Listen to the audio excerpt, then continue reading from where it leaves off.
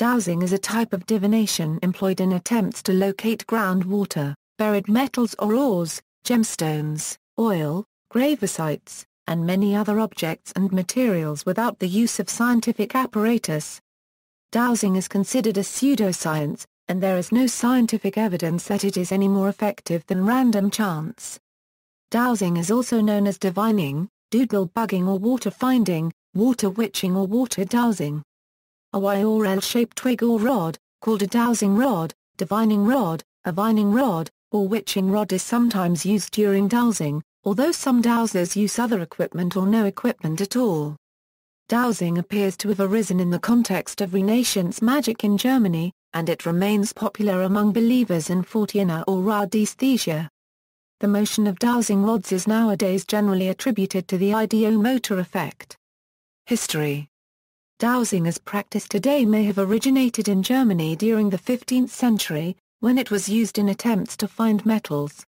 As early as 1518 Martin Luther listed dowsing for metals as an act that broke the first commandment. A 1550 edition of Sebastian Mahr 1/4 NSTER's Cosmographia contains a woodcut of a dowser with forked rod in hand walking over a cutaway image of a mining operation. The rod is labeled Virgula Divina Gla 1/4 CK Ra 1/4 T, but there is no text accompanying the woodcut. By 1556 Georgius Agricola's treatment of mining and smelting of ore, De Re Metallica, included a detailed description of dowsing for metal ore. In 1662 dowsing was declared to be superstitious, or rather satanic by a Jesuit, Gaspershot, though he later noted that he wasn't sure that the devil was always responsible for the movement of the rod. In the south of France in the 17th century it was used in tracking criminals and heretics. Its abuse led to a decree of the Inquisition in 1701, forbidding its employment for purposes of justice. An epigram by Samuel Shepherd, from epigrams theological, philosophical, and romantic runs thus, Virgula Divina. Some sorcerers do boast they have a rod, gather it with vows and sacrifice, and will strangely nod, to hidden treasure where it lies. Mankind is that rod divine, for to the wealthiest they incline. Dowsing was conducted in South Dakota in the late 19th and early 20th centuries to help homesteaders, farmers, and ranchers locate water wells on their property. In the late 1960s during the Vietnam War, some United States Marines used dowsing to attempt to locate weapons and tunnels. As late as in 1986, when 31 soldiers were taken by an avalanche during an operation in the NATO Drill Anchor Express in Vestland, Norway, the Norwegian army attempted to locate soldiers buried in the avalanche using dowsing as search method. 16 soldiers died. Regardless of the scientific experiments, dowsing is still used by some farmers. Equipment, rods. Traditionally, the most common dowsing rod is a forked branch from a tree or bush. Some dowsers prefer branches from particular trees, and some prefer the branches to be freshly cut. Hazel twigs in Europe and witch hazel in the United States are traditionally commonly chosen, as are branches from willow or peach trees. The two ends on the forked side are held one in each hand with the third pointing straight ahead. Often the branches are grasped palms down. The dowser then walks slowly over the places where he suspects the target may be, and the dowsing rod dips, inclines or twitches when a discovery is made. This method is sometimes known as willow witching. Many dowsers today use a pair of simple L-shaped metal rods. One rod is held in each hand, with the short arm of the L held upright, and the long arm pointing forward. When something is found, the rods cross over one another making an X over the found object. If the object is long and straight, such as a water pipe, the rods may point in opposite directions, showing its orientation. The rods are sometimes fashioned from wire coat hangers, and glass or plastic rods have also been accepted. Straight rods are also sometimes used for the same purposes, and were not uncommon in early 19th century New England. In all cases, the device is in a state of unstable equilibrium from which slight movements may be amplified. Pendulum, a pendulum of crystal, metal or other material suspended on a chain is sometimes used in divination and dowsing. In one approach the user first determines which direction will indicate yes, and which know before proceeding to ask the pendulum specific questions, or else another person may pose questions to the person holding the pendulum. The pendulum may also be used over a pad or cloth with yes and no written on it and perhaps other words written in a circle. The person holding the pendulum aims to hold it as steadily as possible over the center and its movements are held to indicate answers to the questions. In the practice of radiesthesia, a pendulum is used for medical diagnosis. Police and military devices. A number of devices resembling high-tech dowsing rods have been marketed for modern police and military use, none has been shown to be effective. The more notable of this class of device are ADE 651, SniffX, and the GT200. A U.S. government study advised against buying bogus explosive detection equipment. Devices. Sandia National Laboratories tested the mole programmable system manufactured by Global Technical Limited of Kent, UK and found it ineffective. The ADE 651 is a device produced by ATSC and widely used by Iraqi police to detect explosives. Many have denied its effectiveness and contended that the ADE 651 failed to prevent many bombings in Iraq. On April 23, 2013, the director of ATSC, Jim McCormick, was convicted of fraud by misrepresentation. Earlier, the British government had announced a ban on the export of the ADE 651. SniffX was the subject of a report by the United States Navy Explosive Ordnance Disposal that concluded the handheld SniffX explosives detector does not work.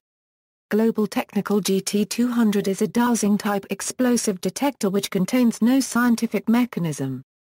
Scientific appraisal. A 1948 study tested 58 dowsers' ability to detect water. None of them was more reliable than chance.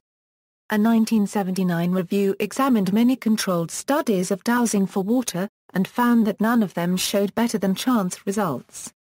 A 2006 study of grave dowsing in Iowa reviewed 14 published studies and determined that none of them correctly predicted the location of human burials, and simple scientific experiments demonstrated the fundamental principles commonly used to explain grave dowsing were incorrect. Kassel study. A 1990 double-blind study was undertaken in Kassel, Germany, under the direction of the Gesellschaft zur Wissenschaftlichen Untersuchung von Parawissenschaften. James Randi offered a $10,000 prize to any successful dowser. The three-day test of some 30 dowsers involved plastic pipes through which water flow could be controlled and directed. The pipes were buried 50 centimeters under a level field, the position of each marked on the surface with a colored strip. The dowsers had to tell whether water was running through each pipe. All the dowsers signed a statement agreeing this was a fair test of their abilities and that they expected a 100% success rate. However, the results were no better than chance, thus no one was awarded the prize. Betz study. A 1987-88 study in Munich by Hans-Dieter Betz and other scientists. 500 dowsers were initially tested for their skill and the experimenters selected the best 43 among them for further tests. Water was pumped through a pipe on the ground floor of a two-story barn. Before each test the pipe was moved in a direction perpendicular to the water flow. On the upper floor each dowser was asked to determine the position of the pipe. Over 2 years the dowsers performed 843 such tests. Of the 43 pre-selected and extensively tested candidates at least 37 showed no dowsing ability.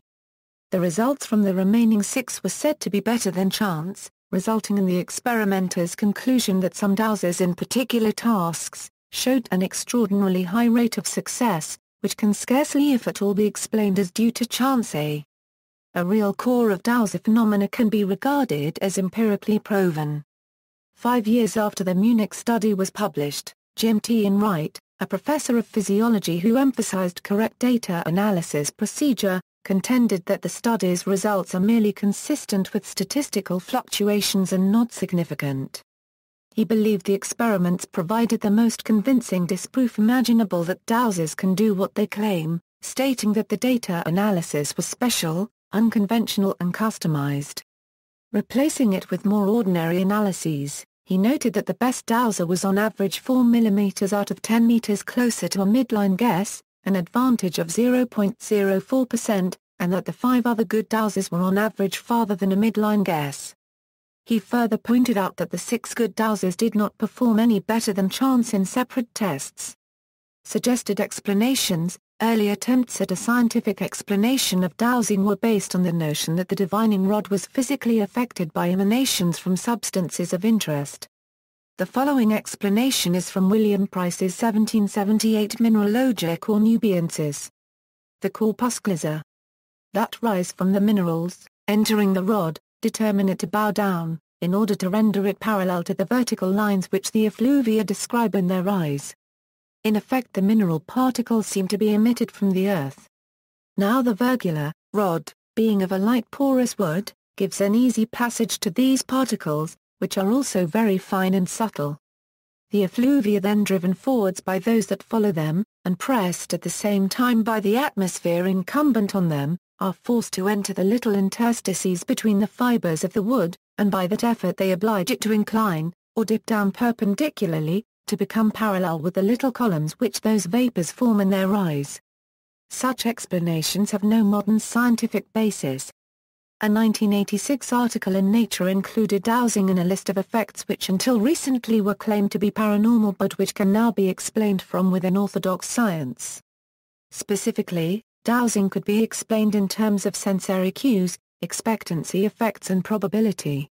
Skeptics and some supporters believe that dowsing apparatus has no power of its own but merely amplifies slight movements of the hands caused by a phenomenon known as the ideomotor effect. People's subconscious minds may influence their bodies without them consciously deciding to take action.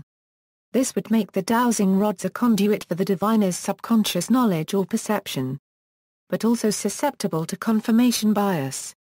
Soviet geologists have made claims for the abilities of dowsers, which remain unverified by any credible scientific means. Some authors suggest that these abilities may be explained by postulating human sensitivity to small magnetic field gradient changes. Notable dowsers. Well-known dowsers include Otto Edler von Grave, Uri Geller, A. Frank Glan, Thomas Charles Lethbridge, Niels Axel Mahr, Paragraph RNER, Karl Spitsberger, Ludwig Straniak, Helmut Wolff. See also, List of topics characterized as pseudoscience, Alpha 6, Geopathic stress, long-range locator, Michel Moyne, Professor Calculus Rabdomancy Trail Error plus or minus a, ley line, references. Further reading, Barrett, William and Theodore Besterman. The Divining Rod, An Experimental and Psychological Investigation. Kessinger Publishing, 2004, Barrett, Linda K. and Evans Ed Vogt, The Urban American Dowser, The Journal of American Folklore 325, S. 195-213, Bird, Christopher, The Divining Hand, 1979. Randi, James, Flim Flam. 1982. Devotes 19 pages to double-blind tests in Italy which yielded results no better than chance. Spitsberger, Carl, Reveal the Power of the Pendulum. Underwood, Guy, The Pattern of the Past, Museum Press 1969. Sir Isaac Pitman and Sons Limited 1970. Abacus 1972. Vermu K. The Physical Prophet and the Powers of the Imagination. Part 2, A Case Study on Dowsing and the Naturalization of the Moral, 1685-1710. Studies in History and Philosophy of Biological and Biomedical Sciences. 2005 Ma. 36, 1, 1-24. External links, Dowsing at DMOZ, footage of water dowser at work, George P. Hansen, Dowsing, A Review of Experimental Research. In, Journal of the Society for Psychical Research, Volume 51, No. 792, October 1982, ppA 343 €67, James Randi, The Matter of Dowsing, The Skeptic's Dictionary, includes details of various scientific tests, dowsing, on Season 8, Episode 2 of Scientific American Frontiers. On Beyond Science video featuring Ray Hyman, November 19, 1997.